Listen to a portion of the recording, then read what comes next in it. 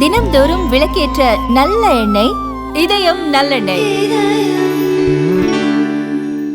அமெரிக்க நிறுவனங்கள் தங்கள் பணிகளை அவுட்சோர்சிங் செய்வதற்கு அதிக வரி விதிக்க அந்நாட்டு அரசு முடிவு செய்துள்ளது. அமெரிக்காவில் இருக்கும் நிறுவனங்கள் தங்களது சேவைகளை வெளிநாடுகளுக்கு கொடுக்கும் போது அவற்றுக்கு செலவிடப்படும் தொகைக்கு 25% வரியாக செலுத்துவதற்கு ஒரு மசோதாவை அமெரிக்கா அறிமுகம் செய்துள்ளது.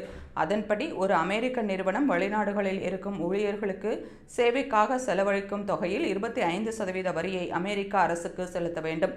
அதை பெடரல் வரியில் இருந்து கழிக்க முடியாது. கூடுதலாகவே அந்த தொகையை செலுத்த வேண்டியிருக்கும். அந்த வரி தொகை நேரடியாக புதிய உள்நாட்டு உற்பத்தியாளர் நிதிக்கு செல்லும். இந்த சட்ட திருத்தமானது அமெரிக்காவில் செயல்படும் IT, வாடிக்கையாளர் சேவை மையம், வடிவமைப்பு, R&D ஆகிய துறைகளுக்கும் பொருந்தும். அமெரிக்க இளைஞர்கள் கல்லூரி படிப்பை முடித்து வேலை கிடைக்காமல் அவதிப்படுவதாகவும் அதை முடிவுக்கு கொண்டுவரவே இந்த மசோதா அறிமுகப்படுத்தப்பட்டுள்ளதாகவும் அந்நாட்டு அரசு தெரிவித்துள்ளது. இதன் மூலம் அமெரிக்க நிறுவனங்கள் தங்கள் பணிகளை அவுட்சோர்சிங் செய்வது குறைக்கப்படும். அந்த வேலைகளை அமெரிக்க இளைஞர்கள் செய்வதற்கு வழிவகை ஏற்படும்.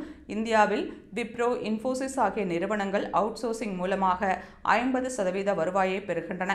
இந்த சட்டம் அமலுக்கு வந்தால் இந்திய நிறுவனங்களுக்கு கிடைக்கும் வருவாய் குறையலாம் அல்லது வேலை பறிபோகும் ஆபத்து ஏற்படலாம் என்று பொருளாதார வல்லுநர்கள் எச்சரிக்கின்றனர்.